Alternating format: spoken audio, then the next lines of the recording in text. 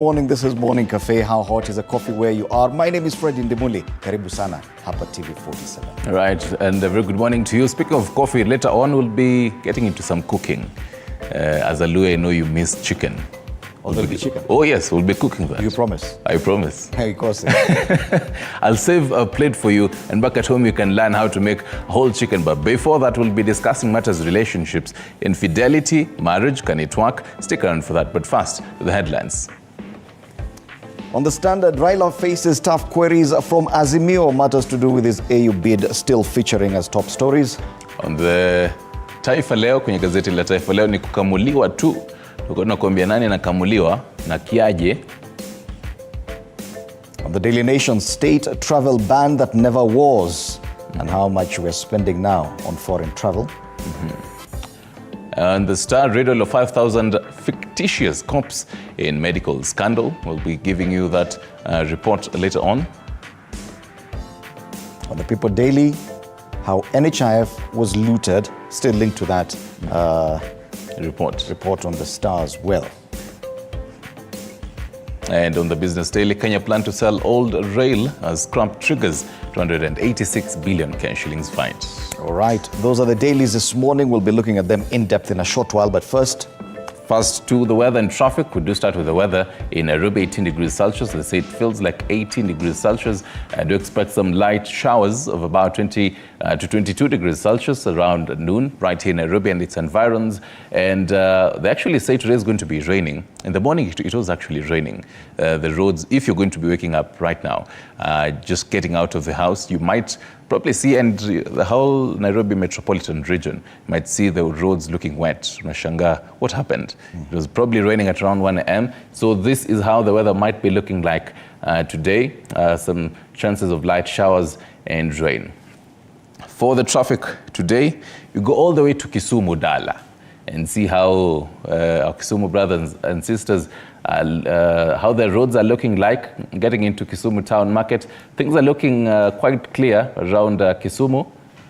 Before you hit Kisumu Boys High School, the roads are looking quite green. The patches of yellow, a few patches of yellow, probably the bus stations are that bit, so nothing to really worry about. That is the weather and traffic for you. Now to the highlights. All right, in the highlights this morning, Kenya is still on the brink of debt distress, with Treasury now saying the government's total borrowing is expected to hit more than 13 trillion shillings in the next 3 years. Right, on Haiti's Prime Minister Ariel Henry in Puerto Rico after apparently being unable to return to his country as heavily armed gangs attempted to seize control of the main airport. Facebook and Instagram back online after more than 3-hour global outage that left tens of thousands of social media users stranded. Right, and that cues us off to the news diary for this morning. And we do start off with the National Assembly and what will be happening today afternoon. So do expect the National Assembly to be debating the 2024 budget policy statement, which was laid by the Budgets and Appropriations Committee Chair Ndindi Nyoro on Tuesday. Let's take a look at, as we flip the diary with you, some itinerary of a few cabinet secretaries. They do start off with Aisha Juma, who is the cabinet secretary for gender, who will be the chief guest during the launch of the National Government Affirmative Fund at the Kenya School of Government. Meanwhile, on the next page, Health Cabinet Secretary Susan Akumicha will today be in Kisumu for the commissioning of the launch of a Kenya Medical Supplies Authority KEMSA Regional Distribution Center in that county. Meanwhile, Kenya is to unveil the water and sanitation investment opportunities at the Water and Sanitation Investors Conference today, which begins today, going all the way for the next 3 days. And the theme of this is accelerating investments for sustainable access to water and sanitation for all. Matters sports now, and the CF inspection team is scheduled to visit proposed venues in CAF in Uganda, Kenya and Tanzania for hosting the African Nations Champions, popularly as CHAN 2024. So the inspection will commence in Uganda today and tomorrow, followed by visits to Kenya, Zanzibar and Tanzania. Now to today in history. Back in 2020, on a day like this, two militants on a motorbike blew themselves up outside the U.S. Embassy in Tunis on a day like today, killing a policeman and injuring several others. And now you know. And finally, even as we get into the papers, remember we are discussing matters relationships today, and we're asking you this morning, do you think a marriage can recover after infidelity? Do you think a marriage can recover after infidelity? Talk to us on our socials, 22047 at TV47KE. That is on Facebook. You can always call in live, 0795 045864. Call in live and let's have this conversation. Right now, though, kuingia kwenye magazetini.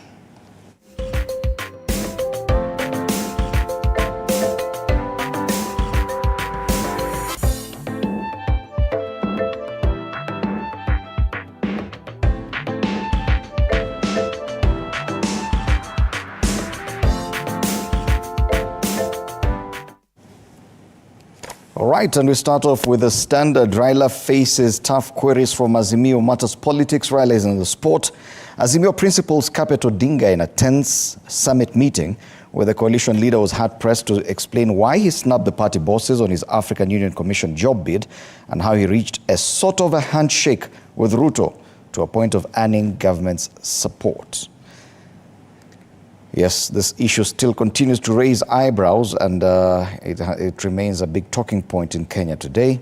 And I saw someone commenting that you see the AUC elections will be coming up in February of next year. Yeah. That means we have a whole year To still talk about Raila Odinga and whether or not he's going to the AU and what will happen after that, who will succeed him. So, yes, bado tutaongea, tutazidi.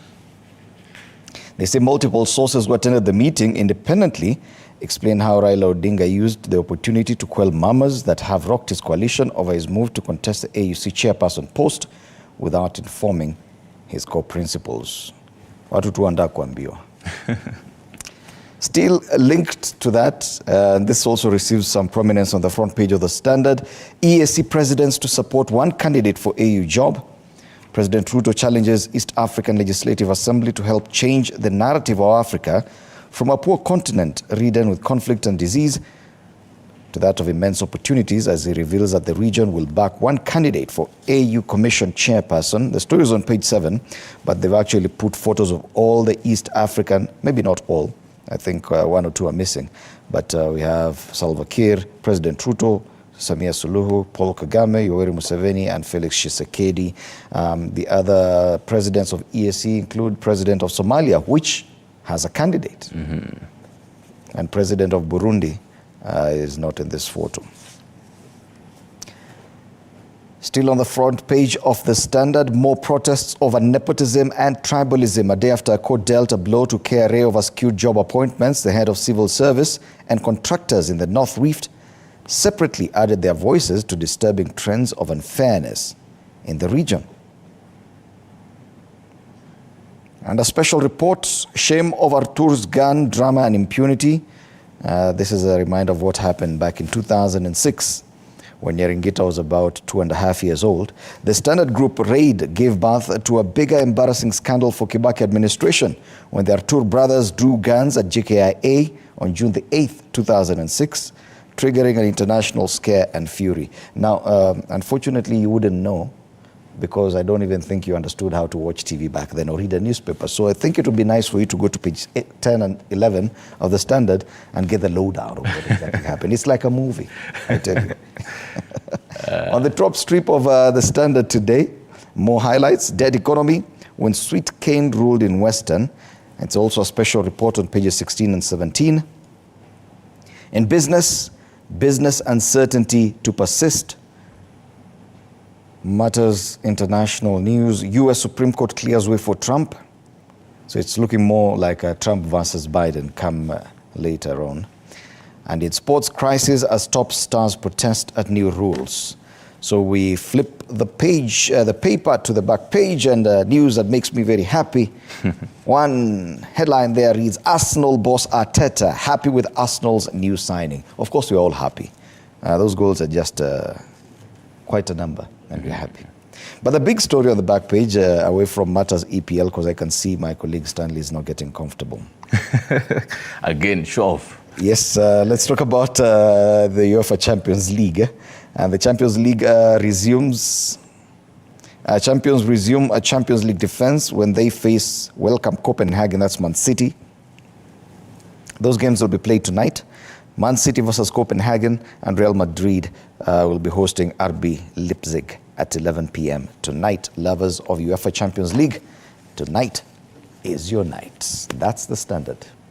Right. Let's take a look at another paper here, and that's the Daily Nation. It says state travel ban that never was.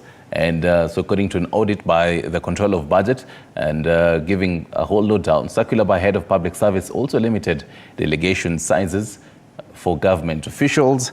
And they have quite a number of the amount of money used in different periods between July to December in 2023, July to September, October to December, and also in 2022.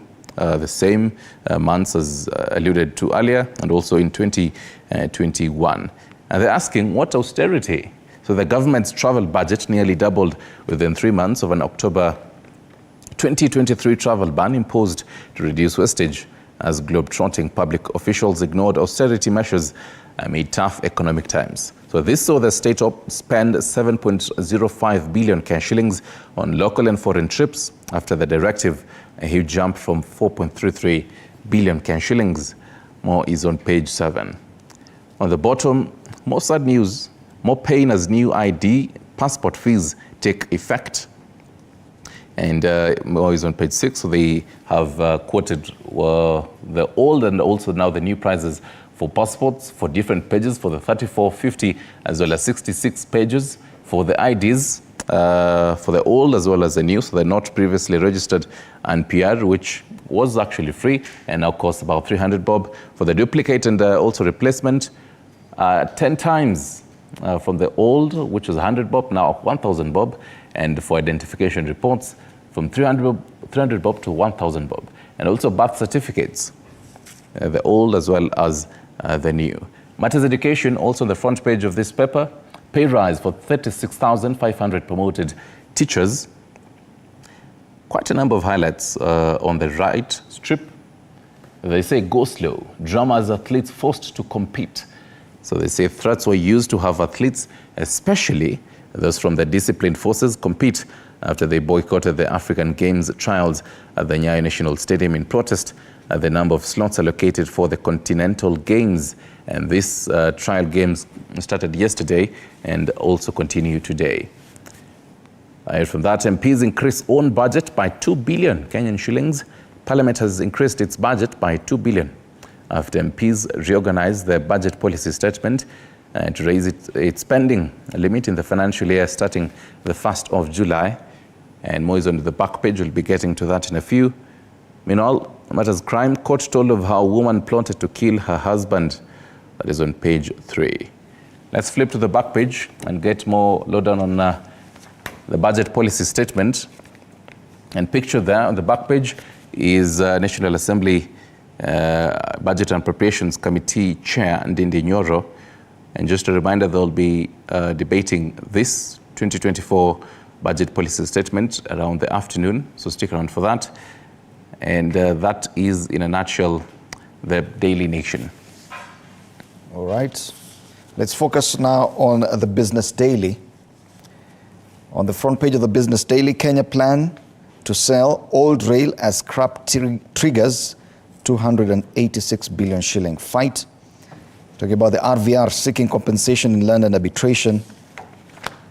The consortium's 25-year concession terminated in 2017. A London-based international arbitration has heard that Kenya and Uganda secretly plan to kill Rift Valley Railways and dispose of it as scrap to unlock billions from China for the construction of the standard gauge railway. Secretly, that's the bone of contention. The other story given prominence on the front page, MPs increase own budget by 2 billion shillings in fresh changes. Parliament has increased its budget by 2 billion. Wow.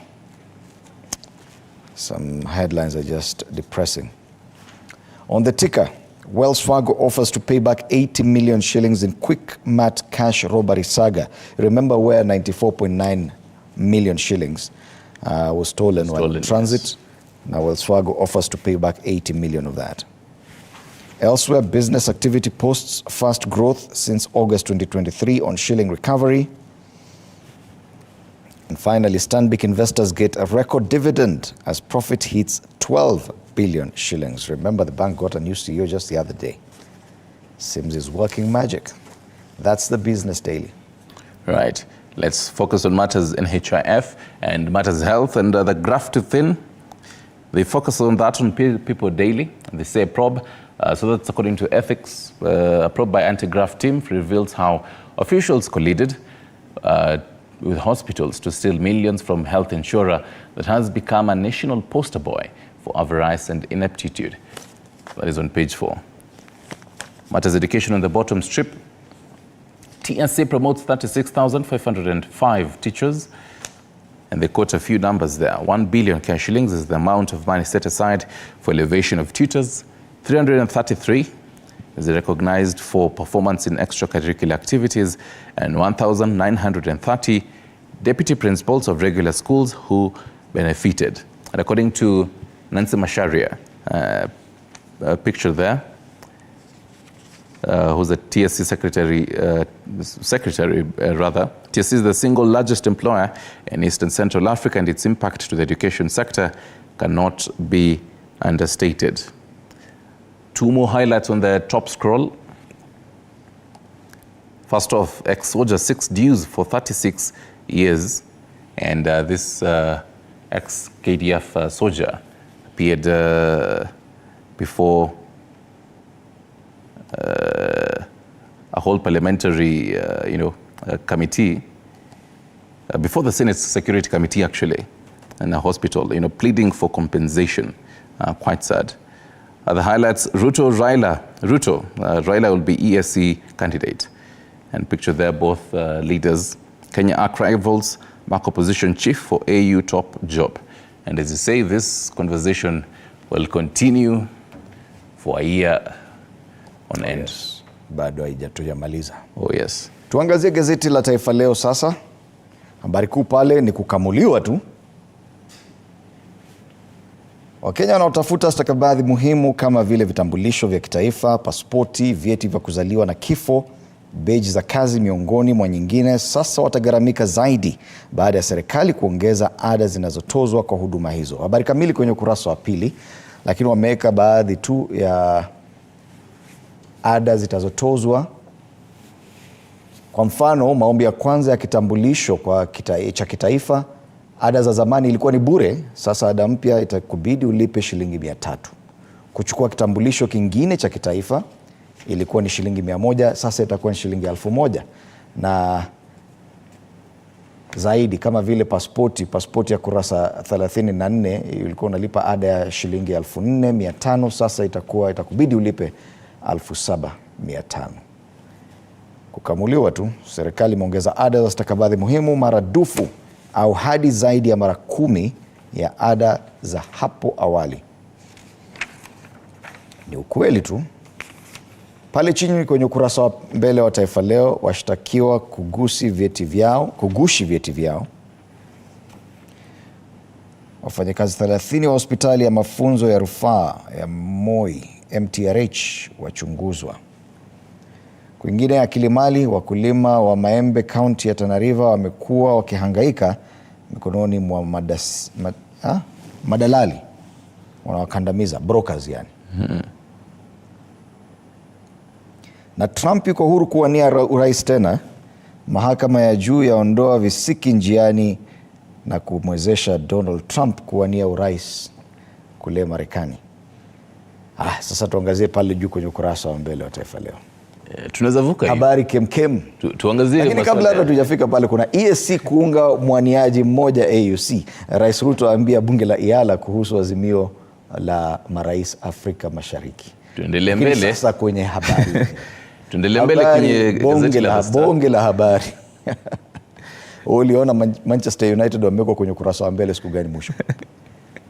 Arsenal FC yashinda jicho EPL. Gunners wapata ushindi mkubwa wa mabao 1, 2, 3, 4, 5, 6 kwa nunge dhidi ya Sheffield United. Najua linawachoma. Kwa mafans wa Manchester United, likiwachoma chomekeni. Hiyo tulisema ni show off sasa. Gazeti la Taifa Leo. Tuangazie gazeti lingine sasa. Tuendelee mbele. I was looking for the Star. I don't know if there you have it. Riddle of 5,000 fictitious comps in medical scandal is the top story. The separate report concludes insurance cover was a raw deal for police officers. It was on pages 4 and 5. A report by the Maraga team that says scheme should be terminated. And yesterday, the Star also had a report by the Maraga team concerning the air wings. On the bottom, trainee pilot and instructor killed in mid-air plane crash. On the left, reigning saboteurs of NADCO report, Raila tells Ruto, was on page 7. On page 2, they ask, ready to plant? Expect rainfall in March, says the weatherman. And as I was taking a look at the weather earlier on, definitely shows you there is going to be rain. And finally, on the top scroll, if you can have that on the top scroll, what the Star says. Well, even as we wait for that, on Matters Voices, an op-ed by Okech Kendo, Kenya grows when every country grows. On the top, that bit by the ex-KDF soldier, emotional moment as former soldier petitions Senate in a hospital bed, is on page 9. That is the Star for you. Our cue to vuka border? Yes, let's cross the border into Uganda. And we just crossed Jinja and head towards Kampala. This morning on the Daily Monitor, IGG opens probe into Parliament over graft. The Ombudsman says a shock investigating of corruption into the August House comes at a time when sources say the Financial Intelligence Authority is also conducting a parallel and much quieter investigation, reportedly looking into allegations of money laundering. Wow. The parliament in Uganda is being probed for corruption and possible money laundering. That's a huge indictment of that parliament. And you remember yesterday they had a similar story on what the kind of money that was paid for few MPs could actually do in matters development. Very interesting. That's a big story on the front page of the Daily Monitor, but there's one story. The rest may not really make sense, but they have an advice there. Avoid a congested bedroom for enough sleep. Pana kujaza mahindi na hiyo ndo unatumia kama store, eka viazi. Everything is there. And all your dirty clothes and everything in that bedroom. You won't enjoy sleep. So yes, good advice. Avoid a congested bedroom for a nice sleep. And that's the Daily Monitor. Let's take a look at what the New Vision is telling us today. On the New Vision, experts renew debate on MPs electing president. NRM says ready for dialogue on electoral reforms. I don't know how consequential this is going to be, given that they've had the same president since 1986. Where were you in 1986, Nyaringita? I was roaming the streets of Nairobi somewhere. Yes, you were in some streets somewhere. Also, a court-martial drops charges against Kayuhira's co-accused. And students risk repeating of an error by supervisor. These are just some of the stories making headlines in Uganda this morning. From Uganda to Rwanda, and the New Times, a look at ecological potential of Rwanda's mining industry is the big story. And they say Rwanda's sustainable raw materials are crucial for green technologies and clean goals. More is on page 3. And picture there, Matters Rwanda, Japan Inc., about 118 billion Rwandan francs, a deal to digitalize education. And from that matters environment, single-use plastics, environmentally sick solutions for imported goods. Finally matters business in that country, online forex trading regulations in Rwanda. They say 10 things you need to know. And that is those are big stories in Rwanda. Today they're not making mention of matters elections on that. I think their politics quota has expired for this week, so they have to wait for another 2 weeks to have a mention of politics on the front page. Oh yes. To Tanzania now, and the Citizen. They say new twist in tussle for gold mining project. This is something that has been continuing in this country. This whole gold mining project started being focused on since this week. So they say the tussle between two foreign mining firms for the Nyanzaga gold project in Mwanza region has taken a new turn after Oricop Limited asked shareholders to reject the pursuits offer, citing quote-unquote regulatory uncertainties and potentially superior proposals. Right, the Tanzanians can understand that. Away from that, Zito says not satisfied with Zanzibar reconciliation. And this is in matters party politics. Away from that, the bottom, why circulation of 10,000 Tanzanian shillings notes has increased and what it means. I'll take you back to that story about politics, ACT party meeting. Okay. See an image of Martha Karua, very own NAK Kenya party leader. Yes. She attended that meeting in Dar es Salaam yesterday. She had blended quite well. I hadn't. The same image is actually on the front page of Mwananchi. Anasema Martha Karua watatu kulia katika mkutano mkuu wa chama cha ACT jijini Dar es Salaam jana. Yes. Sababu ndio habari kuu pia kwenye ukurasa wa mbele wa Mwananchi. Samia ajifunga kitanzi cha haki, amtuma Kinana kuwasilisha salamu akiahidi uchaguzi wa serikali za mitaa, uchaguzi mkuu itakuwa huru na haki, akisisitiza uamuzi wa wananchi kuheshimiwa. Zitto Kabwe ahitimisha miaka 9 ya uongozi ACT, akiacha mzigo wa maridhiano SUK. Na ndio pia pale Martha Karua, kiongozi wa chama cha NAK Kenya hapa Kenya, alikuwa miongoni mwa wale waliohudhuria mkutano huo kule Dar es Salaam. Habari zaidi, Samia aanza safari kupita njia za Mzee Mwinyi. Na kwingineko, BOT na wachumi watofautiana, noti za 10,000 zikiongezeka. Kuna noti za 10,000 kule Tanzania. Yeah. Sasa ukitaka kuongelea 100,000 kuna noti 10 tu. Yeah. Alafu wajita milionea kule. Yeah. Hizo ndizo habari zilizopewa kipaumbele kwenye ukurasa wa mbele wa Mwananchi. Turejee nyumbani tuangalie karakacha. Tuangalie karakacha on page 10 of People Daily, going with matters education. And there's a student there carrying a bag, and she says, "You're eating my future." And just behind her is a pig, and mostly when the cartoonists picture and portray a pig, they're mostly mentioning the MPs and pigs. And here they say corrupt officials, and eating into these corrupt officials are eating into her bursaries. That is on Stano's take. The corrupt officials are the pigs. All right. On page 17 of the Daily Nation, they talk about the Ministry of Interior and increased charges, but the gentleman carrying this is carrying them as tablets. You remember like how Moses presented the 10 Commandments on tablets. But he's presenting this to a donkey that's already overburdened by NSSF, PAE, NHIF. I was actually there back then. I must have been way before. It should be like 3,000 or 4,000 AD. And this donkey is really overburdened by NSSF, PAE, 3% housing levy, NHIF, and now you're increasing charges for government documents, and which features on the front page of the Daily Nation. That's a cartoon on the Daily Nation today. On page 12, talking about the recent road carnages that have been witnessed in different parts of the country. The gentleman there sitting on that Geneza, and there's an acronym of Michuki, which means me, myself, and I cannot stop this. Citizens must quit the habit of blaming me. Upgraded roads in Kenya have indeed increased accidents. That gentleman is none other than the person in charge of the Ministry of Transport. Oh, yes. And Kipchumba Murkomen.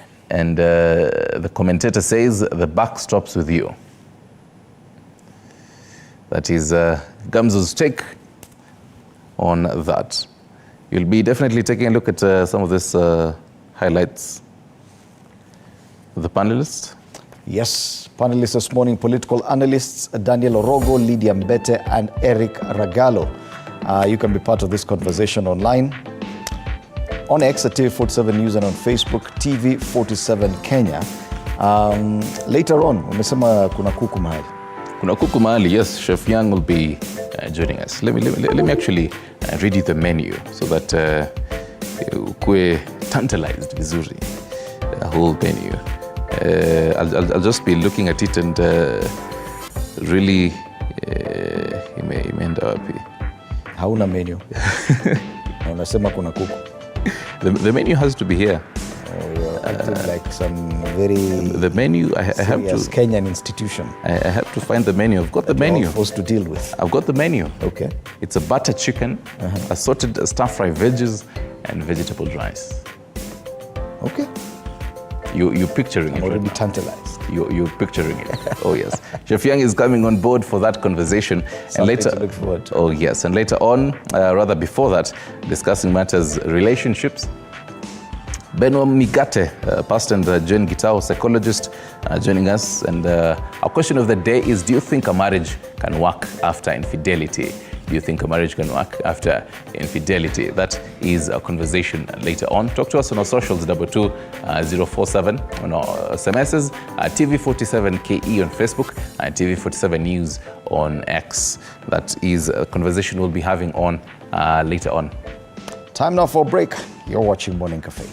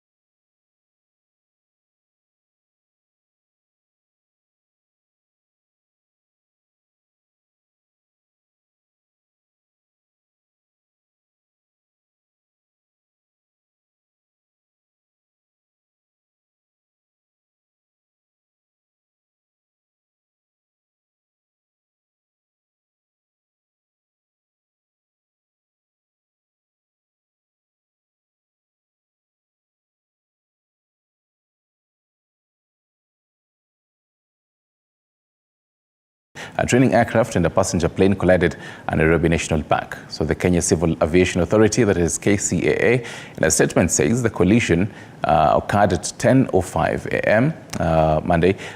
Tuesday, causing the smaller training plane to fall on the ground, tragically claiming the lives of both the student and the trainer aboard. So the passenger plane involved in the accident was a Dash 8 owned by Safari Link en route to Diani with 39 passengers and 5 crew members on board. So fortunately, all the passengers and crew on the Dash 8 escaped unharmed.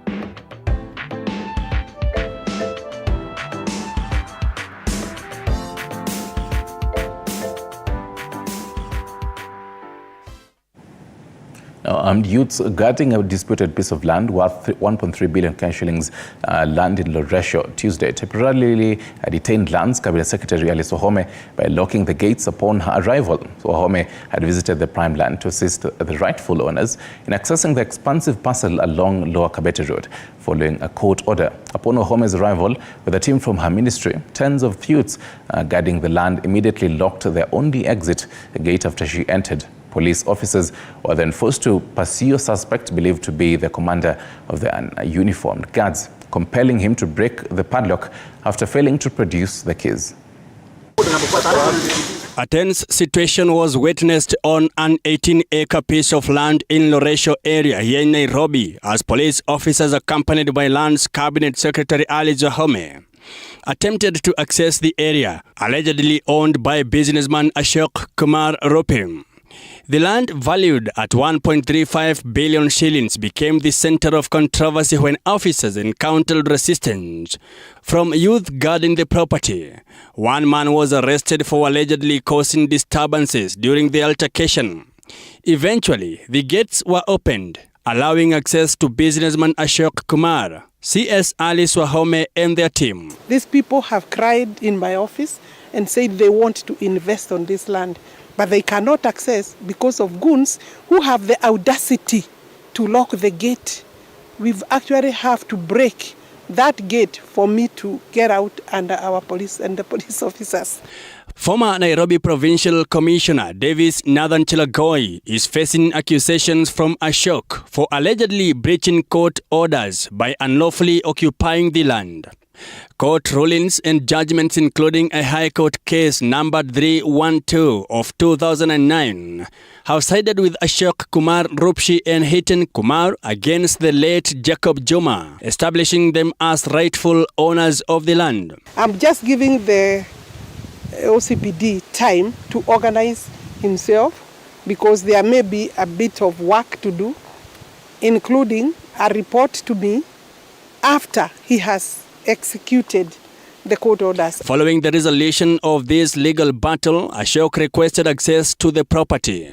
However, he encountered another hurdle upon discovering Chelagoi's claim of ownership dispute. I fought for 13 years against Jacob Juma, and legitimately I have been awarded the judgment, and after that now another person came with the fraudulent title and he is claiming that this is my property. How can this happen? When both parties were contacted, Chelagoi was notably absent from the Chief Land Registrar's office. Magistrate Dolphin Aleo had previously issued an arrest warrant for Chelagoi after he failed to appear in court for plea taking. Magnitude of the matter in issue, and at least the effort by the office of the CS to see how justice can be done to Mr. Ashok. Chelagoi was jointly charged with Assistant Deputy Director in the Lands Administration Office, Andrew Aseri Kirungu. Mike Kagwango, TV 47, Nairobi. Now, Water Services Workers Union WASU is proposing for the amendment of the Water Privatization Amendment Bill number 33 of 2023, saying the bill is against the will of the people, having not gone through the public participation process as required by the law. Speaking at the Nairobi City Water and Sewerage Company here in Nairobi, WASU Acting Secretary General Matilda Jibbat says they are opposed to individualism in distribution of projects in the water sector, adding that the move to privatize public water sector is feint to the law and it will disadvantage the local mwananchi. This comes even as the country prepares to host the Water and Sanitation Investors Conference beginning today here in Nairobi, with over 1,000 participants expected to attend. Right to water, we ratified that convention in 2010 as Kenya. And after ratification, it was domesticated in this country. Human right under Article 43 of the Constitution of Kenya. Human right, water now is a human right. It is unfair if you are telling now our mothers, our brothers, our communities, our businesses that now we will be in the hands, they will be in the hands of private. We have an issue of job losses. We have here a law that is being proposed that ignores that there are workers in the water sector. It was a purported public participation. But ask any citizen of this country whether there is a water bill at first. They will tell you hata hawajui kama kuna water bill, meaning they didn't even participate. Only the government who can give its citizens water services, and by that way, it is the only way that you will assure the people of Kenya that they are safe. For us as the citizen and as users, we trust government, not a privateer. We know a private will come and its only interest is about profit. True. We cannot accept. You are our representatives and we will not take this one. You have disappointed us not once, not twice. We believe on this one.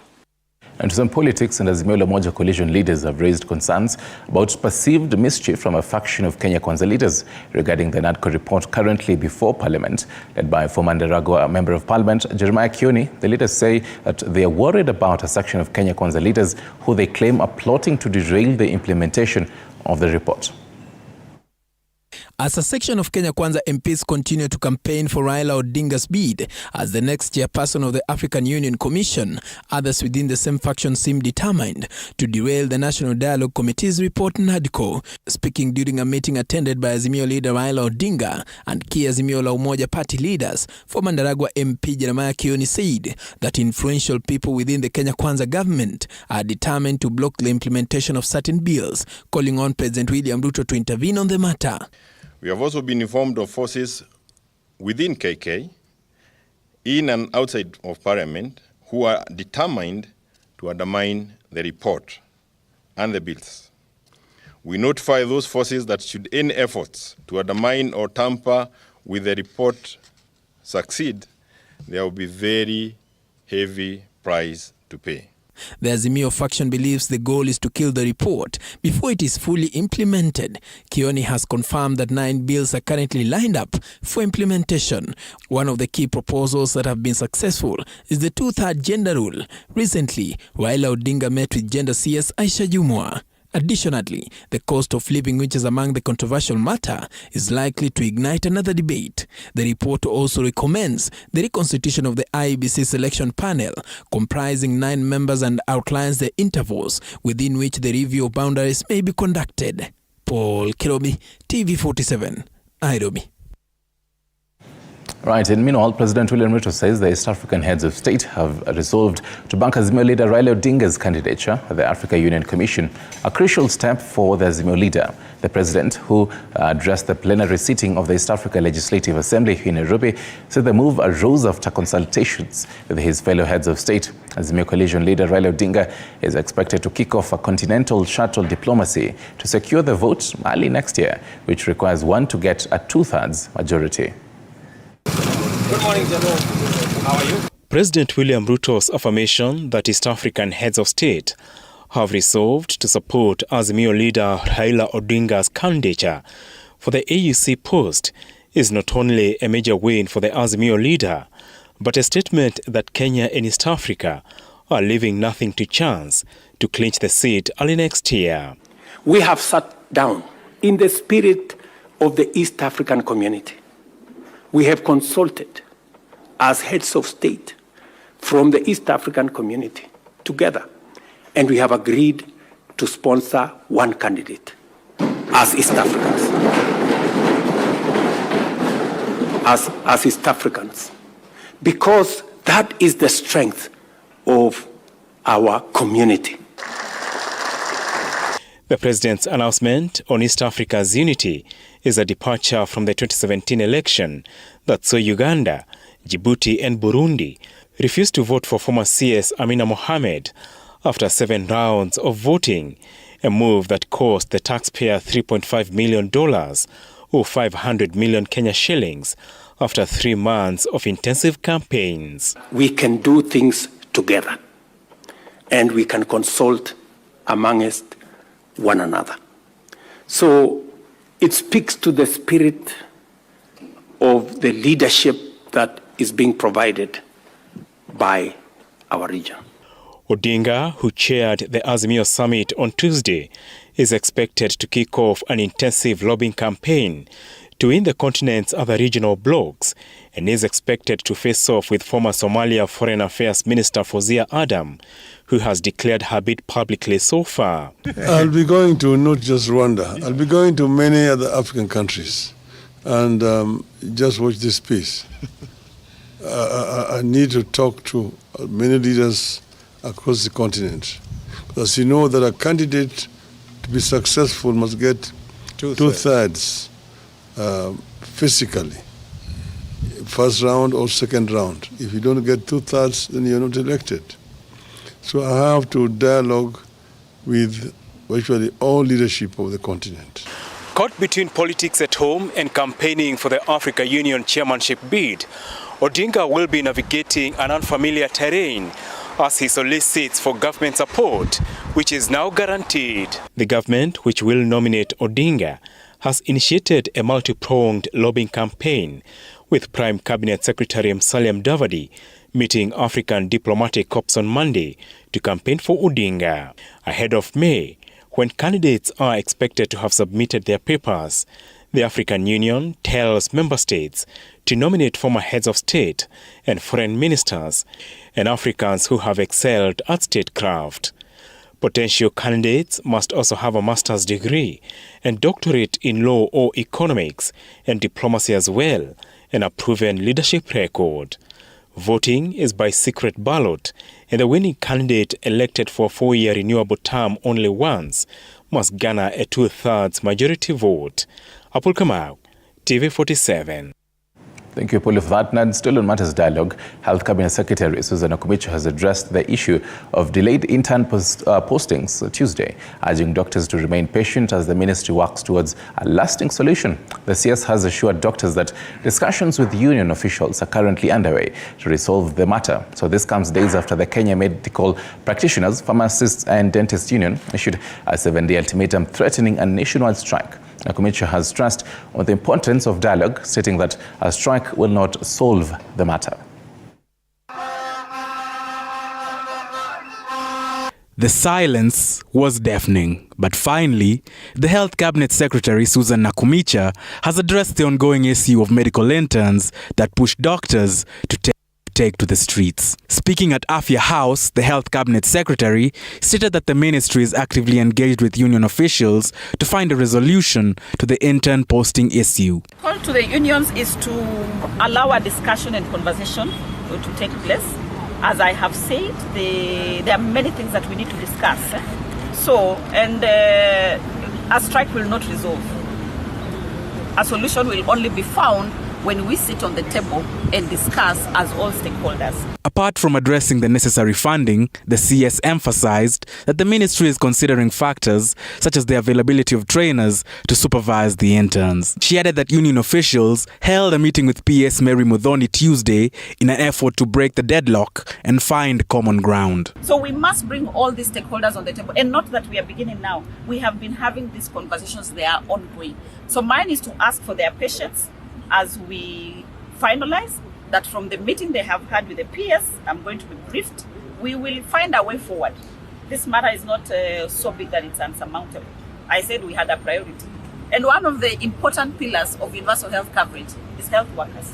This comes just a day after the medics issued a 7-day ultimatum for the Ministry of Health to act. According to KMPDU, there are currently 1,215 medical interns awaiting placement, with some having waited for either 6 months or a year. So let them give us time to settle this matter. I know they are anxious about the posting, but once we resolve the outstanding issues, once we bring everybody on the table to discuss, and there's already progress, we will be able to communicate to them before the time that they have given us. We'll be able to communicate to them a solution. Kisawa Emory, TV47. Right, and still on the health docket, the Ethics and Anti-Corruption Commission has uncovered systemic loopholes that have facilitated significant financial mismanagement and corruption within the National Insurance Fund, that is NHIF. So the audit, led by EACC Chairperson Bishop David Oginde, has revealed systemic gaps in the benefits package, weak internal controls on claims management, and a fragile ICT framework that fuels corruption. The NHIF draft report aims to instigate essential reforms and combat corruption within the new Social Health Authority. With less than 4 months left before the country bids farewell to NHIF that will be replaced by the Social Health Authority, the Ethics and Anti-Corruption Commission has stepped in by launching the NHIF draft report to ensure there will be no incident of corruption in the new health scheme. The EACC report has revealed that 3 members of staff at NHIF irregularly amended member details for some healthcare providers, occasioning a loss of 29.9 million Kenya shillings. Additionally, a supply chain officer at NHIF was found to have fraudulently amended healthcare providers' data on capitation, resulting to a loss of 953,100 Kenya shillings. He was, however, warned, exonerated of the offense and transferred to a branch closer to family due to health issues. There is going to be a vetting process to ensure that only those officers who are clean, who are not corrupt, who have not been found in any corrupt practices are the ones who are going to employ in the new Social Health Authority. And only those who are suitably qualified and clearly those who have got the kind of integrity that we require are going to be onboarded. A review of the 2022-2023 financial year report indicated that NHIF made a surplus of 3 billion Kenya shillings.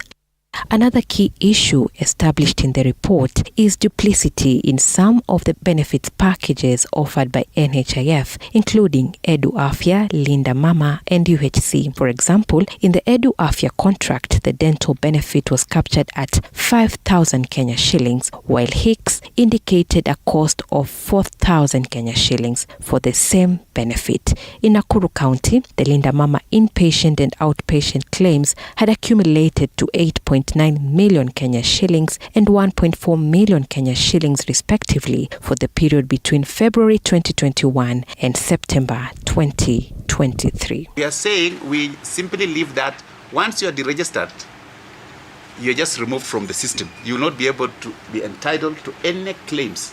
But I would be reluctant to empanel anybody who has got an active or ongoing case. In the 2022-2023 financial year, the civil servant scheme made a loss of 1.6 billion Kenya shillings. The Edu Afya scheme made a loss of 274.4 million Kenya shillings, while the Kenya Association of Retired Officers scheme made a loss of 507.8 million Kenya shillings. I would just assure members of the public that any resources that were stolen from or through NHIF will be pursued until they are brought back or the people who are involved are brought to book.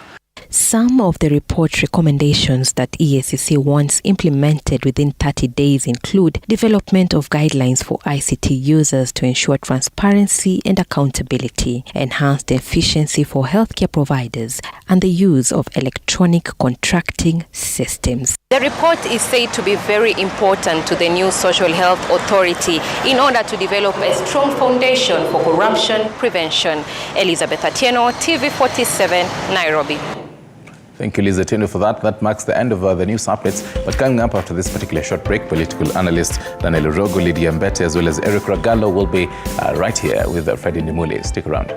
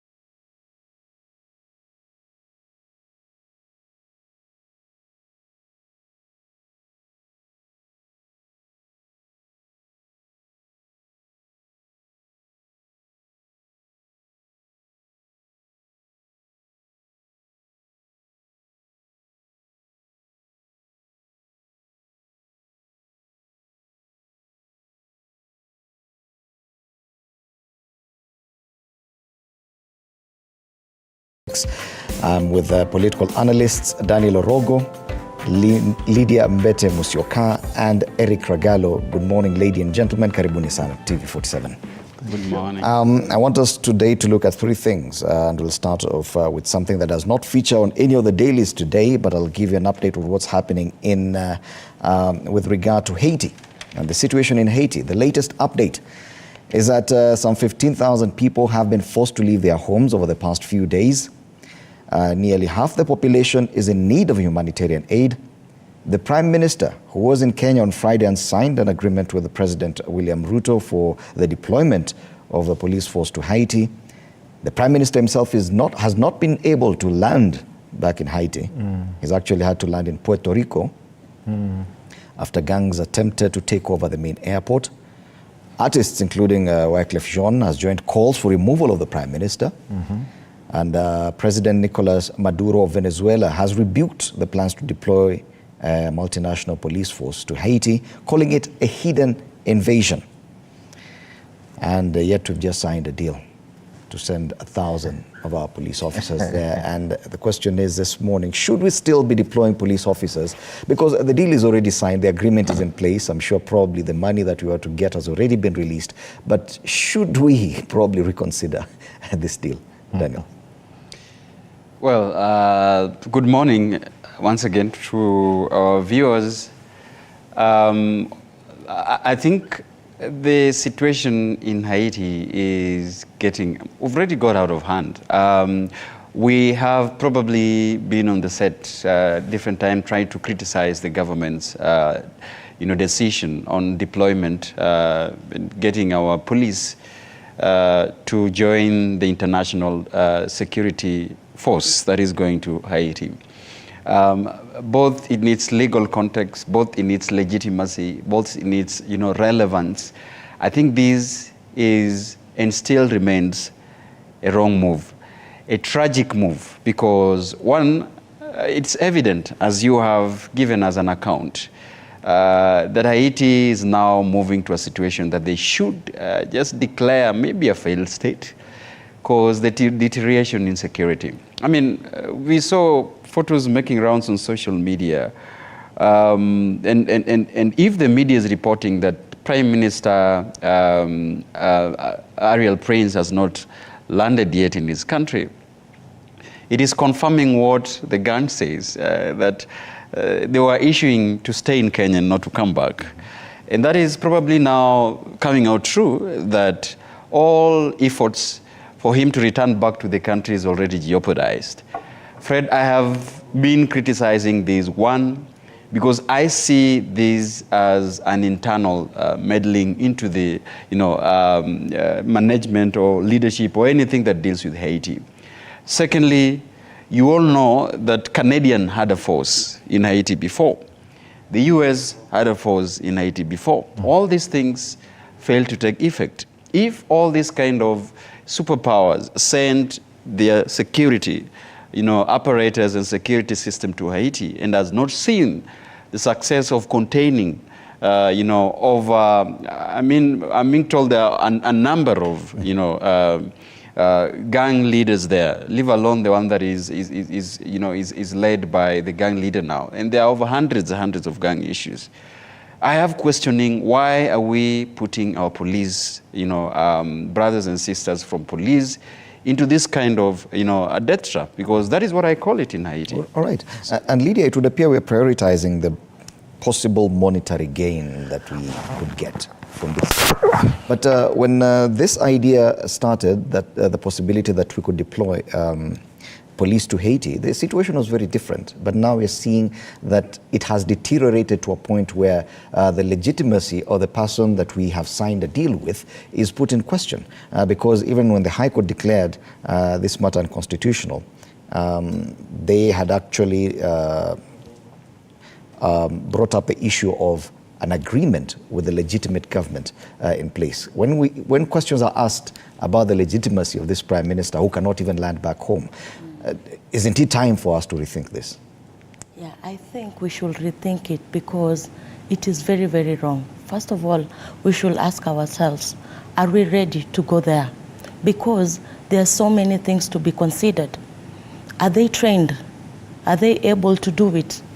So it is very, very important to consider our soldiers and to know if they are ready and if they are willing to do it. They're not supposed to be forced. And the soldiers who are willing to do it, they're the ones who are supposed to be deployed to go there. Yes. But you still feel it's a right move for us to send a police force there, whether or not on a voluntary basis? I think it's 50-50. If they're ready to do it, it's okay, they can go and do it, yeah. But it should be willing. Yeah. Yes. Eric, what is your take on this? What is the function of the police in the constitution? Should they leave the Kenyan country to international waters? Is there a function of the army? That's the question under the constitution of Kenya. What are they going to do in Haiti? Why didn't they go to Somalia to do the same? Why did we take our army to Somalia, but not police? What we did with Somalia and Sudan, we trained their police. Remember, the Sudanese police were in Kenya prisons, Ruiru, not being trained as prison officers, but as police, because they used that ground. And after they trained them, they took them back. Okay, that's what we did to Somalia. Why haven't we taken police to DRC, which is not as volatile as Haiti? The issue is, let's free DRC, let's free Haiti. There is no insecurity in Haiti. No one should lie to you. There is no insecurity. I always believe there is infiltration from outside forces that is making Haiti ungovernable. Haiti is the first country in the world to gain independence. Actually, they didn't gain independence. They actually beat up France. Use the right word.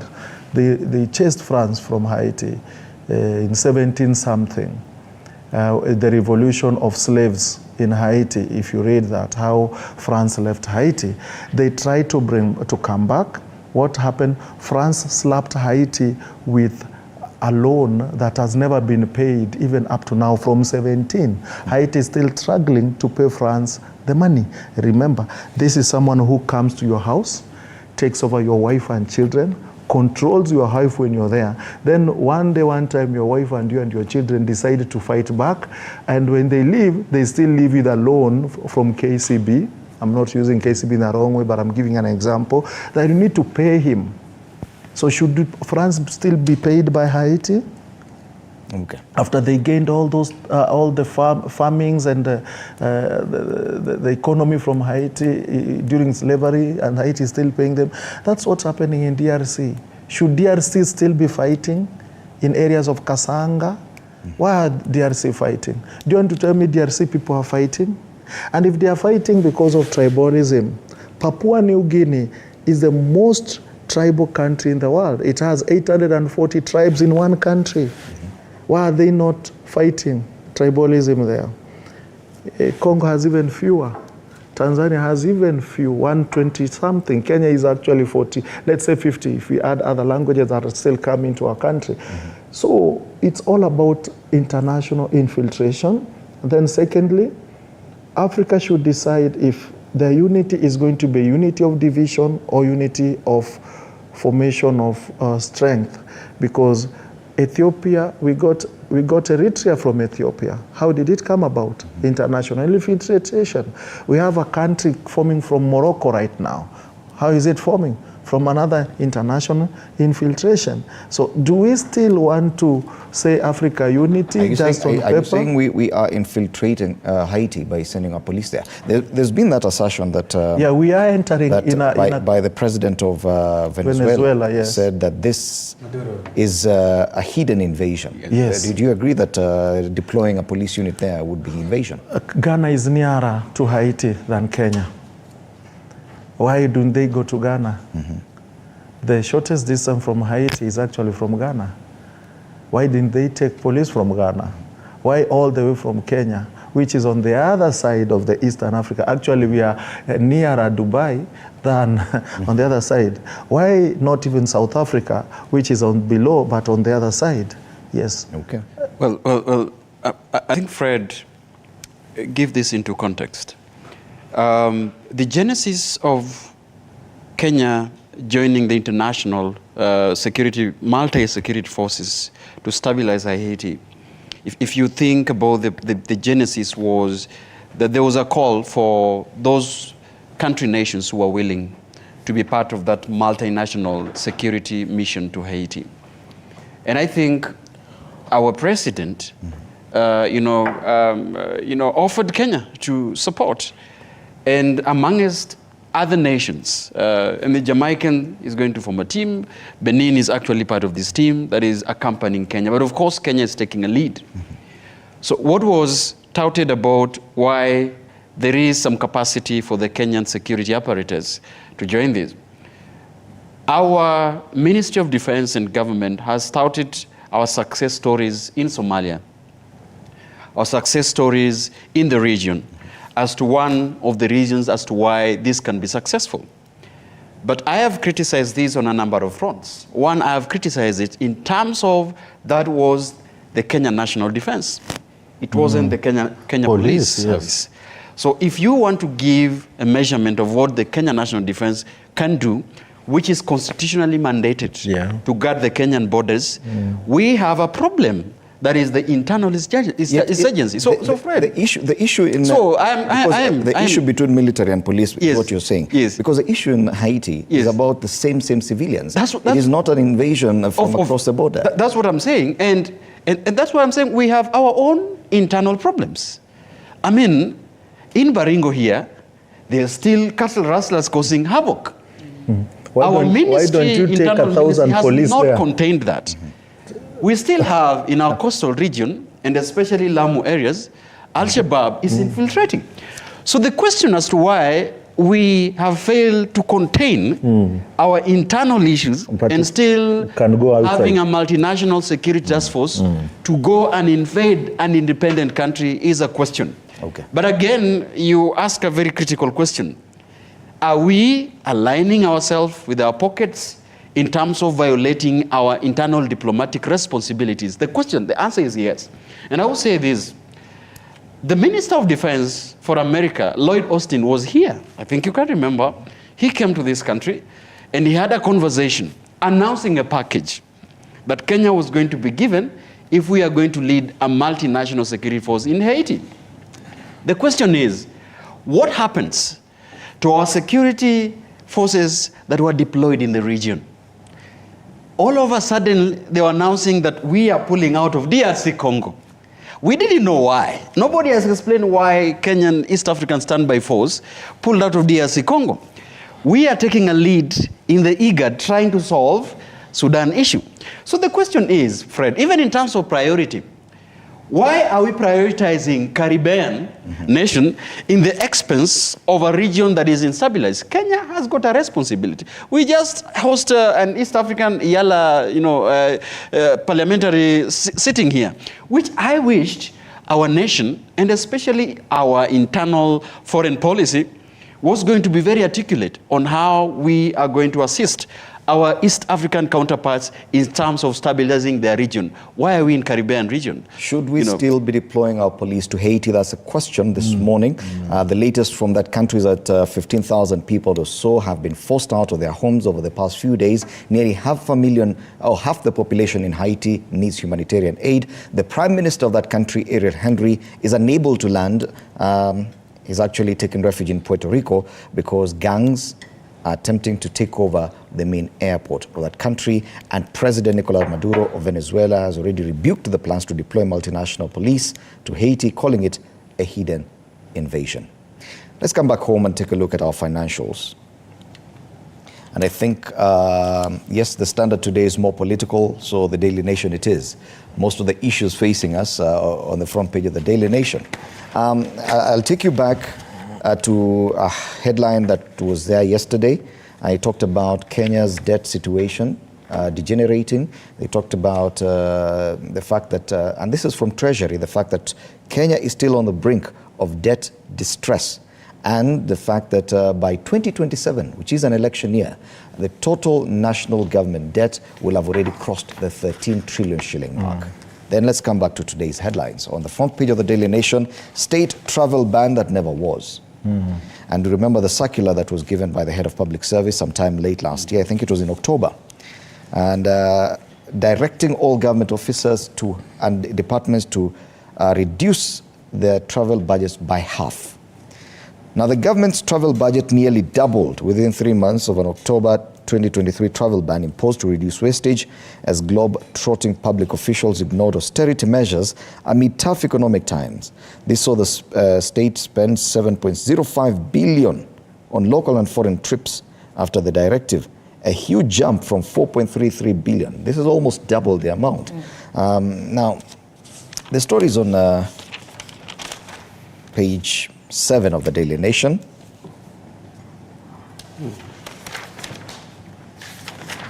So you can read the details there. But for a country that's hurtling down this route to debt distress so fast, the promise was once we handle Eurobonds, then we home and dry. But it would appear, and this is according to Treasury, we are still at risk of debt distress.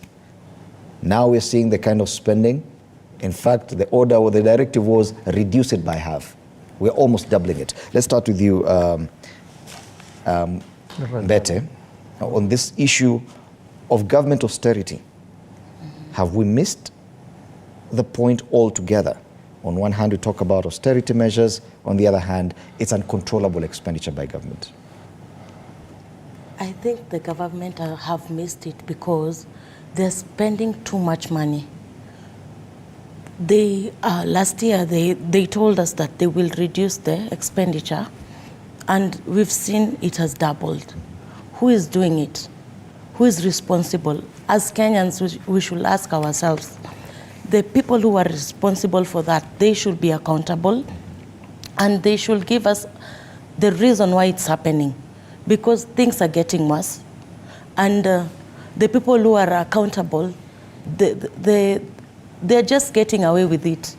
So our government should really be serious with the issues that are going on, and when they tell us that there will be a reduction, that should happen, because the government, the people who are working for the government, they're taking things for granted, because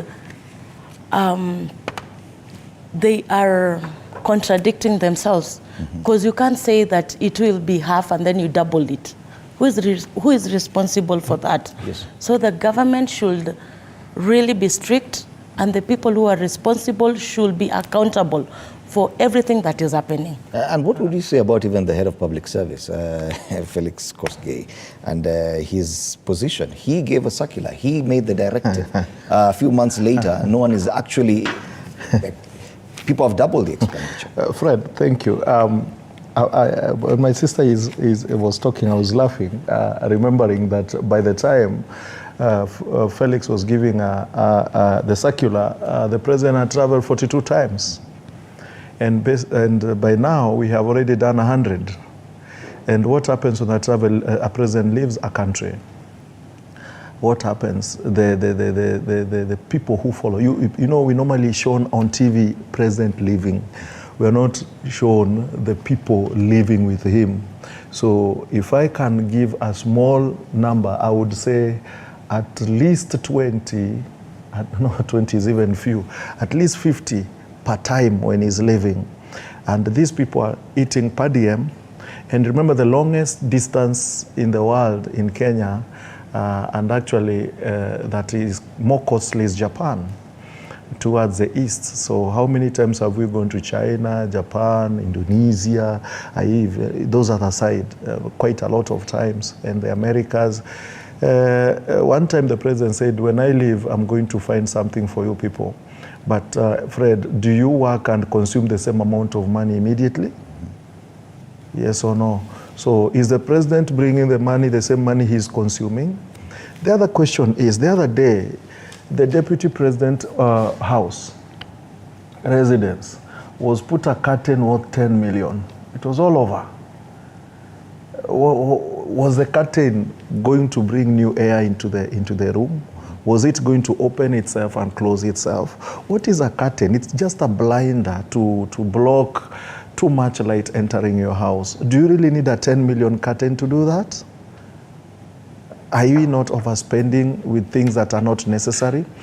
The vehicles and the convoy we see, the presidential convoy and the noise along Kiambu Road and other barabaras when these vehicles are passing, you can see which kind of vehicle they are using. Then at last we look at the fuel prices as we are having it and the fuel we are consuming by the government to facilitate their movement and travel. I'm looking at travel as one. Two, their consumptions. All of a sudden, Fred, you saw a minister who never afforded anything wearing a shoe almost $500,000. A watch worth $500,000. You saw someone wearing a belt, a golden belt worth for $500,000. A belt. What is the function of a belt? You may not even need a belt. People just wear a belt for fancy life. If you have a tailor who does your waist nicely, you don't need a belt. Ladies here don't wear belts all the time, and we see them wear something that only they use a button here. They don't wear belts all the time. Okay? Why do you need a $500,000 belt, surely? And all that is on us because you don't use your money to buy. The issue in question here is not even the personal usages, is now what is used that pertains to our economy. And Fred, I will tell you, we are using more than what we are gaining. I'll give you a very easy example. I'll still go back to housing. That's misuse of funds. In housing, that was misuse of funds. You're taking a land from us, you build a house, then you loan us a house to pay you back the house, and who goes with the profit? I think the government. And who pays the international lenders? It is Kenyans. Then interns are waiting for 1.5 years, 1 year, 6 months to continue education. What is most important? When you have an intern who finishes school, comes back to the society to treat people, are you not making society healthier and stronger to work? An intern waits for 6 months. Where are we going? So anyway, what I'm trying to tell you is very simple, Fred. We are going to crunch. And someone said this, former presidential candidate, the guy the government broke his door here in Muthaiga, Jimmy. Jimmy gave us an analysis on how we may grind down. And it's surely coming to be. Okay. The face value that Eurobond was going to ease in the dollar, it did, of course. We went to 130, flip-flopped, now the dollar is going back to 146 and actually going back where it was. What is that going to happen? Are we going to continue making life expensive for Kenyans? Yes. Are they going to afford it? No. Okay. Because farm produce is going to be expensive. So what is going to happen? We are going to ground. Okay. The avocado people are making noise. I don't know whether you saw Mount Kenya avocado. Yes. They are making noise. And you see, this is just an example, Daniel, the fact that the kind of expenditure happening in government. But it's Treasury saying that we're going straight, by 2027, it will be 13 trillion shillings. This government came talking about debt and how bad a situation we were in 2022 in terms of the debt situation. Within 1.5 years, they've actually extended it by close to 2 trillion shillings, and they look set to go for another 2-3 trillion shillings within the next 3 years. Despite all the taxation measures that they've put in place, Treasury still sees us getting to that debt level. Something must be wrong somewhere. Expenditure wastage, corruption, racketeering within the government, and a government that is hell-bent on spending at the expense of service delivery. Our debt, public debt, is at 11.4 trillion. We are set, and I keep wondering, in all these things, every time, and you've given an account of how we ended up here. You see, the spending that is within the executive, within the ministries, within the department and agencies, is something that is worrying. I don't know whether it is to a catastrophic level where even the head of executive cannot rain down on this kind of spending. But probably, maybe he's a victim, or maybe he's the one that is leading in this kind of spending. Now, as you are, and my colleagues, listening to my colleagues giving into these, weighing down into these, we have been asking that can we, for once, get serious with austerity measures for a long time.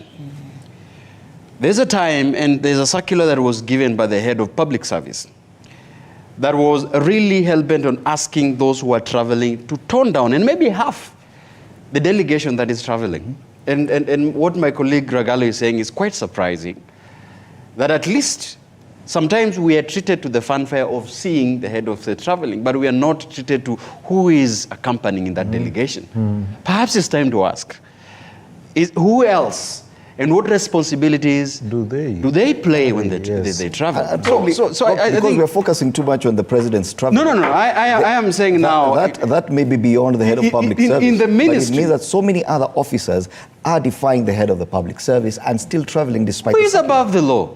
Who is above the law, Fred?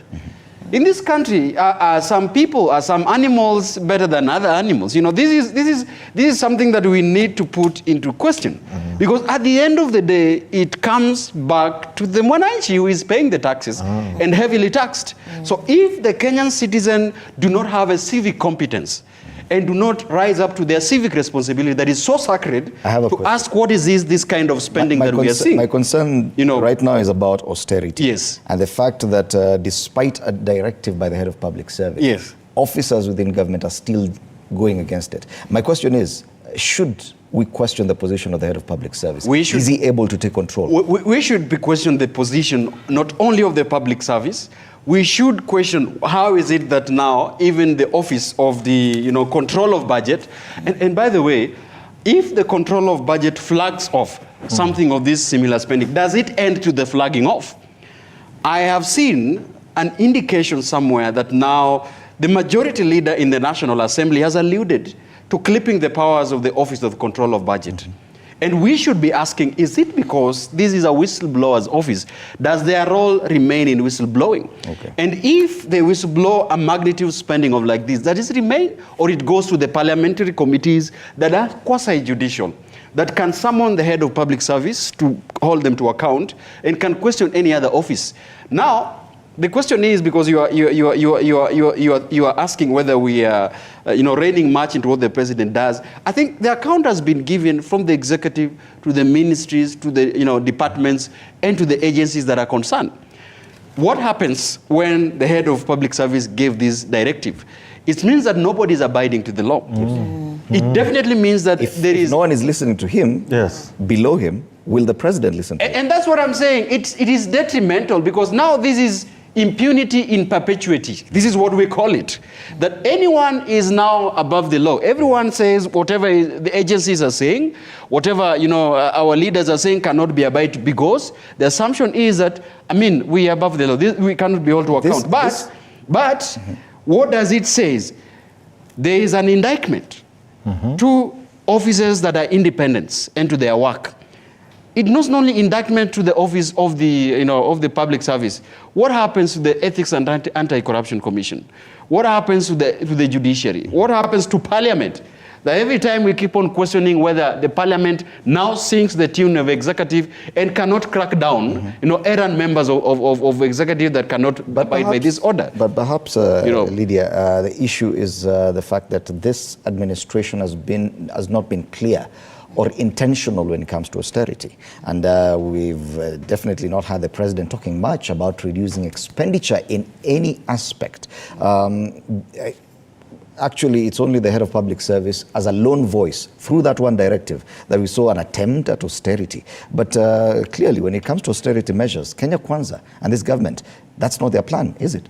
Yeah, very true. That is not their plan, because most of the leaders that we have, they're from Kenya Kwanza. And they're the ones who are spending a lot of money.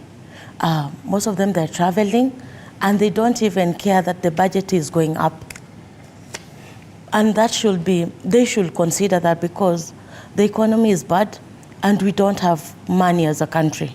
So on the other side, they are complaining about there's no finances, and on the other side, they're the ones who are using a lot of money. So I think the president should also talk about it, and they should also be strict, and the people who are responsible for taking care of it, they should speak up, and they should do whatever is required for us to lower the expenditure, yes. We saw, like in the case of Malawi, the president come out and say he has cut off his own travel. His own, yes. That is and even austerity from the top. Even refused to vehicles. Yes. He refused to sign new vehicles. Around $100,000 brought to his table. He said, no, I'm not going to sign this. Are these vehicles okay? Yes. Is there anything bad? No. Then why are you buying a new one? And these vehicles are just fine. Yeah. Okay. You see the way people are disciplined. So the question is, now austerity measure. The question is, why change cabros in State House? You found. But probably we're asking the wrong question. No, not the wrong question. That is the government itself. That is the money. But I'm saying, the administration itself has not come out to say that it's conducting any austerity measures. In fact, it's only the head of public service through that one directive that has expressed intention towards a certain type of austerity. You know, when that is talked, when someone like the comptroller of budget says, hey, we are not doing so well and we could be in trouble, that person is giving you a warning. And thou should listen, because a government is not one person, it's many other units. And if a certain unit communicates, it has gathered information and it knows our capacity. So we should look at that as an important stuff to talk about. When Uhuru left, he left tarmac in State House. Now we have cabro times 2. There was the first cabro, then the second cabro. How much was used? So what was the need of changing cabro twice? Is that not wastage by itself? What do you call that? If we want to have austerity, cut office expenditure. During Kibaki time, the morning tea of 10 was cut off. During Kibaki time, when Moi was there, people were hanging coats and living. So during Kibaki times, people started working full time from 8 to 5. So there was much that the government got from that. Are we still continuing the strict measures of working time? I suppose not. We cut hotel movement. I'll give an example. The other day, we had a meeting for alcohol in Mombasa. Do you need to go to Mombasa to discuss alcohol? I mean, do we even need Deputy President to talk about alcohol? Who is supposed to take care of alcohol things? We know. We know John Mutudo's job then, and I don't know whether we have a John Mutudo continuity, because Mutudo was very hard on this, and that's why Mutudo never made it, because he fought alcoholics and alcohol brewers and who have you. And then cut travels, too much travel. When you go to Mombasa, for example, we are discussing alcohol. How many other agencies follow you to Mombasa? And the day they come to Mombasa, per diem, hotel, you go, definitely these are 5 or 6 star hotel. Per night is around 30,000 a night. You have 100 people. That is 3 million a night for 3 days. Look at that expenditure, and still people are being paid. It's very simple arithmetic. Internet, use internet. When we had COVID problems, people are having meetings online. Do you need to have meetings in Nakuru? Every time we are meeting in Nakuru, we had another meeting in Nakuru the other day. So many meetings in Nakuru. Those are another 5, 6 star hotels in Nakuru County. So can't we have internet meetings to lower expenditure? How much do you pay for an internet in a meeting? You have 1 Mbps, around 2,000 per month, 5 Mbps. You can do a meeting and still in a back you could run the whole month. We need to do something on this. But hello, we have a country where now people must eat. You know, it's now our time to eat. So this will happen until second term, Fred, if at all Ruto will come back in the second term. That's the question I need to ask now as we wrap up this discussion. Because back to the headline from yesterday about the debts getting to 13 trillion shillings by 2027, which is an election year. For an administration that came complaining about the debt levels of the previous government. Do you think that we as Kenyans could use this question on them come 2027? That yes, we should ask you the same question. And how did we get here? And Kenyans have started asking. Kenyans are up in arms, and what Ragalo was saying about the protest and the contestation you're seeing citizens are expressing towards their members of parliament in Mount Kenya, about why are they being hypocritical when important debates are in the National Assembly that considered taxes and that considered, making measures that, lift the burden from the Mwananchi. Members of parliament are voting different and telling different things when they meet the citizens. So it has started. Citizens are now really questioning, the credibility, or rather the seriousness of this government. I just wanted to say that, because if you have to play a clip of the Kenya Kwanza's campaign, during the elections, this is one issue that was very pertinent to the current president about people who are privileged, traveling and doing all this at the expenses of, the hustlers by that time. And it apparently what is happening, exactly what they say will not happen, is what is happening. But being on the flip side, because every time we want to be fair in our assessment and judgment.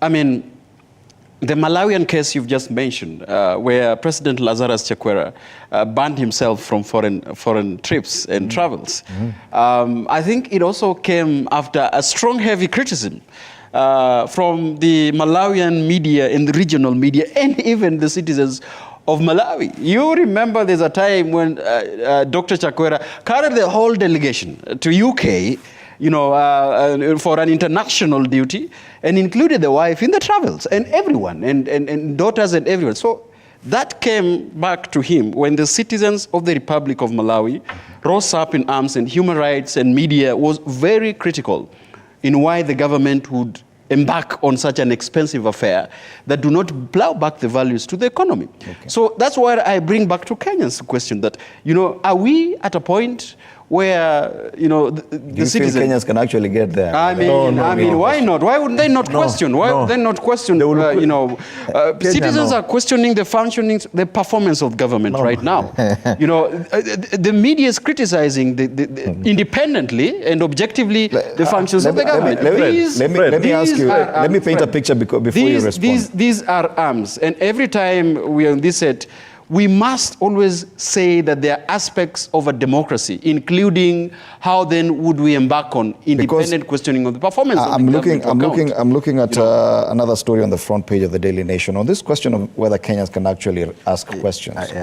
More pain as new ID passport fees take effect. And my director, if you can assist me with the front page of Taifa Leo, because I think it brings, Daily Nation. It paints the picture even better. Habari kuu kwenye gazeti la Taifa Leo wanasema ni kukamuliwa tu. I know. Yes? Kukamuliwa tu. So when you talk about Kenyans rising up and asking questions, yet the fee charged for applying for an ID has been increased 10 times. Previously, it was 100 shillings. Which Kenyans are we expecting to raise these questions? Which one? If they have not spoken against that? Lydia. Okay, I think Kenyans are questioning the government, and Kenyans should get the right platform to do it, because if you go to the ground, people are complaining. Because how can you, the ID was 100 shillings and now it's 1,000? That is so unfair for a common Mwananchi. And then the passports also. Yes. Last year I applied for my passport, and I'm still waiting for it. You go there, they tell you just wait, we don't have the booklets, and you've already paid for them. So I questioned one of the officers, and I asked them, we've already paid for the booklets. They should be here, because Kenyans, they payment upfront. So I think Kenyans are doing it, but they're not getting the right platform to complain. Ragelo, do you get the feeling that this government is getting away with everything? Yes. Whatever they decide happens. Hence the question, which Kenyans are we waiting? Yes. What have you managed Actually, that's what I was asking. Has anyone Which managed to Kenyans? stop this government Which from doing Kenyans? anything so far? The Kenyan that can do this is Raila Odinga. Yeah, it is direct and true. He's the Kenyan who can say, hey guys, we need to talk to the government, and the government will listen. This is the Kenyans will never vote, and they will never want him to be their president, whereas they would want him to tetea them. If the person can work well to make sure mnaskizwa, why don't you give him the opportunity to do it for you? But they have refused around 4 elections. They refused in 97, 2007, 2012, and we are continuing with the refusal. Initially, getting an ID the first timer, kuomba ID ilikuwa bure. Okay? Right now, kwenda ID a first timer. A first timer is a person who is not working, Fred. It's an 18-year-old boy and a girl who just finished secondary, who is not supposed to be charged to get an ID. You're not supposed to charge someone to get a birth certificate. A birth certificate should be free. Right now, a birth certificate is going to be 1,000. Is it bad to give birth? That's what they are trying to tell me. Because should I give birth, I get a notification. Within 3 months, I should be having 1,000 to get my kids certified in this country. So without Raila, will we ever challenge any of this? We will not. We will not. Without Raila, we cannot challenge because, and I will tell you this, others are manipulated and controlled and can be bought off. I'll give you an example why you can't control. What is happening right now? If you want to know how the government and how ucheshi inaendelea, I would use the word ucheshi because I can't find a better word for it, ucheshi, kuenjoy watu. Right now, we have basketball tournament continuing in the country. Do you know that? A basketball tournament continuing when people are supposed to be working. Do we have a holiday right now that we should have a basketball tournament? But basketball tournament, they ask professional athletes to take part in that. It's controlling the youth that are not working to make sure they are busy and they should not complain. Give them a tournament, brother. We have a football tournament doing in 11 counties, brother, 12 counties in Mount Kenya, headed by one of the CSs. Are you saying that this government has managed to control Kenyans? Yes. And that we cannot Yes. complain? Do you agree with that assessment? No. Yes. No. To some extent. You refuse. To some extent, I think the Kenyans are slowly realizing that, whatever government we ushered in, either through voting or by not voting, you participated, in voting this government in. So, one, I have seen that there are Kenyans who've taken matters in their own hands.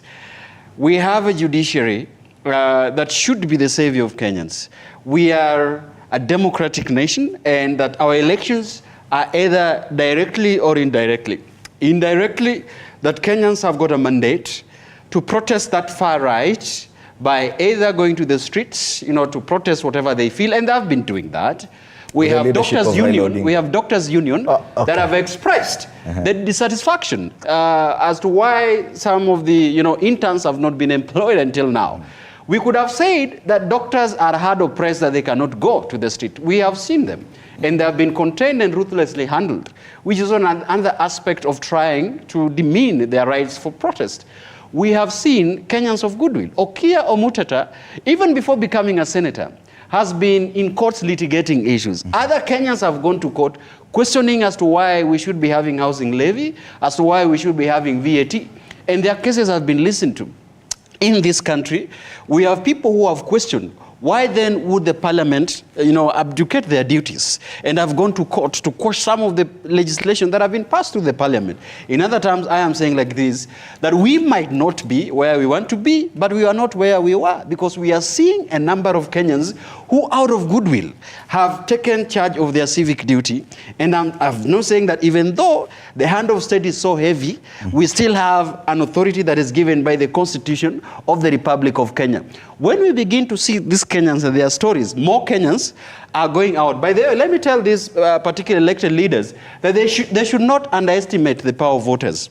Sometimes they refer to voters as people who are lethargic. Sometimes they see voters as people who only have to wait for 5 years. But I'm telling you the truth. Do you see, not for example, underestimate the power of voters. Do you see, for example, Kenyans ever taking charge and engaging that clause on recall of MPs? Because there have been so many complaints about the action of legislators, the 13th Parliament, state capture or capture by the executive. Yet Kenyans are reluctant. They cannot touch any MP.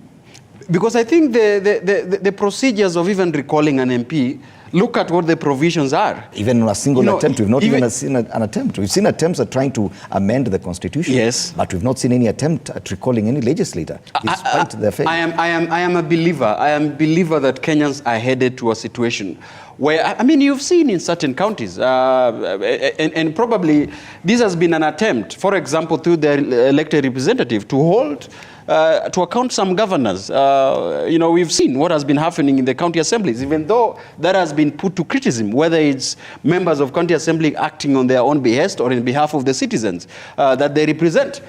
All these kinds of activities that are going on, the citizens are either piling pressure on the elected leaders, to hold certain individuals account. There's probably a hope of this happening. However, we must not also forget that there are certain procedures that are within the Constitution that become so heavy on citizens. For example, recall clause. Yes. Look at the recall clause and see if it is tenable, unless that recall clause is amended. But there should be an attempt at least, Lydia, because we're questioning the ability or the reluctance by Kenyans to actually hold their leaders to account. So many things happen. This government so far has seen that whatever they propose will pass, whether you like it or not. And Kenyans, we are saying that Kenyans are able to question this. Do you have that kind of trust in Kenyans to actually hold our leaders to account? Yeah. I think Kenyans are rising. And very soon, Kenyans will know how to do it. And we currently don't know how to do it. Yeah, they don't know. So they should be taught on how they should, like recalling the MPs, and also Kenyans are tired, and it's good for them to learn and to know the procedure, the constitution procedure on how to, if you don't want an MP who is not working what they're supposed to do, if they know it, I think Kenyans, they will do it because they are tired.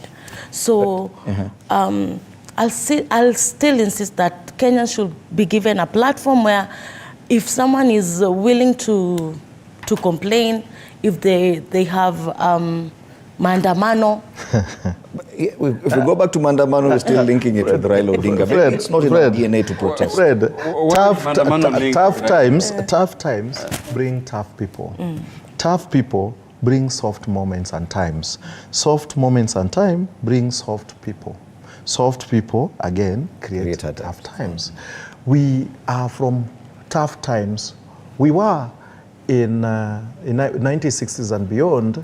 We had Mau Mau and rebellion against the white. We created tough people. The tough people that were born then brought soft moments. The tough people that were brought then were Kina Raila, Gitobu Manyara, and Orengos, and Gitu Wakahengeris. I can give many names, okay? Then those tough guys actually brought what we have right now. Then we go to the soft times. So the soft times are the people who cannot do anything. They love complaining on social media. Actually, what my brother is saying is lamentation. Is not. It's total lamentation. I'll give you an example. We are making noise here, and the back page of the same Daily Nation, MP raised own budget allocation by 2 billion. MPs have raised their budget, which is starting in July 1st. So they are going to be very moneyed. But the Kenyans here still want money, and yet they are being super taxed. Are they complaining? Yes. Where? On social media. Pure lamentation. Go on social media, they will fight you. If it is you, Fred, who is raising tea to 30 bob, utapigwa kwa social media na inaishia hapo. Another story comes tomorrow, they forget the other one. But the tough people created a moment that nothing could stop until they achieved repeal of Section 2A, they achieved removal of Moi times, and brought so much changes which we have today. What we have right now are not Kenyans who can do anything. So the tough people who are there and who are still alive are the people who still take us, show us the way. That's why I said it's still Raila who can show us the way, because he's the tough gong who still remains that can see a difference and create a difference. And you want to tell me Kenyans will do maandamano on their own? Which ones now? Okay. The one that Raila for at least the one that can sag here, sag trousers and walk like this. Fred, the battle for accountability. Every generation has a generation problems to deal with. In a generation, interventions on how to do this. On social media. In 1990s, their battles were the liberations and the ushering of democracy. They didn't have an advantage of what social media has for Kenyans. And I'm not saying it's a bad thing to go to the street. If it's a must, Kenyans turn out for the streets. They can. There are issues that have been sorted by Kenyans petitioning and questioning. There are decisions that have been overturned because Kenyans have risen up in their spaces, including social media, and the executive had to pull back. In this, the issues of ID and the new prices that have been high, some of them like 10 times. I mean, there's a conversation. This was, I think the executive firstly tested this last year, and they saw the public outcry. I mean, some of these fees probably had been reduced because, they tried it, and Kenyans said this is not happening. Nothing has reduced. And I'm not saying, still 1,000. And I'm not saying that this is okay. What I am saying is that we cannot equate a generational battle right now to only going to the streets. We cannot equate liberation struggles and accountability to individuals. That their time was, and we acknowledge that has been their time. So are you saying that going forward, we have to change the way we protest? Right now, we must change the way we are protesting. Okay. We must change the way we are petitioning. Okay. There are other jurisdictions that you necessarily get decisions being made without you going to the street. And I'm not saying it is a bad thing. I would actually go to the street if I feel that certain decisions are not being taken seriously. And I have been for a certain time. I have been before. And what I'm saying is that I'm not saying it's bad, but the problem we have as Kenyans is we still believe that minus certain individuals leading a demonstration or leading a petition, that is not at all what should be. Because Okia go to court I mean, Okia had been going to court. It is his way. We've been having certain court decisions quashed, certain rulings that were quashed. He took a decision. He never went to the street for certain decisions. Okay. Like I've said, there are others who've taken to the public spaces and have been in social media questioning. The certain decision has to be rescinded because of that. So let's look into that. Okay, Lydia, your final comment now that Raila is exiting the scene, although we still have him for the next 1 year or so. The elections come up in February of next year. Yeah, I just want to urge Kenyans that corruption has to end. And we should unite, and we should bring up another Raila, because it is our time for the youth. So we also have Babu Owino, he's very vocal. So I believe that it is our time to rise and shine as Kenyans, and we should be fearless. If there's an issue, people are going from maandamano, tunaungana wote, we go for the maandamano. And Kenyans should also speak up. If something is wrong, we should say that it is wrong. Yes. Okay, thank you. Lydia, finally, Bwana final comments. Raila is not leaving the scene. He will be with us in 2027, and he'll give us a decision on what and where to take our country. Even if he gets the AUC job? Yes. He doesn't have to pronounce loudly that this is what he wants, but whichever way, he may even resign the international job. Why not? He left the other one and he came and ran. So why not this other one? The other thing I would tell Kenyans is, you guys are weak. Let's be honest with ourselves. You are weak. Things are happening, you're there. When we go to Maandamano, you're the same people who tell us, because I've not just gone to Maandamano. I've been part of Maandamano, more than 10 Maandamanos since I started politics. And I will tell you this, anytime you go to Maandamano, you find a brother to you who you know very well. This guy is even more suffering than me, and he's telling you, muneka sufuria kwa kichwa kwa nini? So sometimes I say, Kenyans, you are your own enemies, because when you are looking forward to change the country for the better, the same Kenyans still tell you, unaharibia biashara. So right now we are telling them, you guys eat your intestine.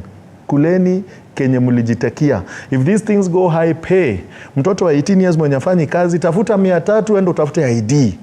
Mtoto mwenye anazaliwa leo na mamake alizaa na linda mama ya bure na bado ana need birth certificate, lipa 1,000 pata birth certificate. We are not going to laugh with you because you made this bed, lie on it. Wow. Well, Eric Rogalo. Well, my message to Kenyans is, we have a sole responsibility to maintain the internal vigilance. I think that is our civic duty. Kenyans voted, and their voting outcomes is clear. Yeah, they on what the government, the kind of government we are wanted. Yes. But we are not stopping there. We still have a period of a serious accountability, because that is our responsibility as citizens. So whether it was a wrong vote, we are not going to lie and refrain. And this is now what we did, and we lie on it. I think there are platforms and authorities and constitutional mandate to question what is happening within our governance setup, to question what happened to our members of parliament. We have a responsibility to prepare and educate citizens on what is the sole responsibilities of those who are elected. It is our mandate, it is our responsibility to hold them to account. That we will do, and those will do in those platforms that are relevant and are actually seamless for us to do so. Thank you so much, Daniel Orogo, Lydia Mbete Musyoka, and Eric Rogalo, political analysts. Our panelists this morning on State of the Nation and the state of politics in Kenya today. Thank you so much for coming to TV47 and spending your time with us this morning. Straight to our editorial comment. Revelation of the Kenya Revenue Authority's biased recruitment practices has stirred deep consternation, and rightly so. The glaring reality that only 2 communities have enjoyed the lion's share of job opportunities within the revenue service, while the rest of Kenya's diverse populace is left with mere scraps, is not just unjust, it is an affront to the very principles of equality and fairness upon which our nation is purportedly built. The decision of the High Court in Busia to declare the recruitment of 1,406 revenue service assistants as unconstitutional, serves as a damning indictment of the systemic biases embedded within our institutions. It is simply unacceptable that out of these recruits, a staggering 785 came from only 2 communities, leaving a paltry 621 for the entirety of the nation's other communities. What is perhaps most alarming about this debacle is the broad implication it holds for the integrity of our democratic system. The notion that government opportunities should be reserved exclusively for communities that align with the ruling coalition is not just divisive, it negates the very essence of democracy. Remarks attributed to a very senior government official declaring that priority will only be given to the concerns of bona fide shareholders of the administration only serves to fuel this dangerous narrative, threatening to further entrench tribalism and nepotism within our political landscape.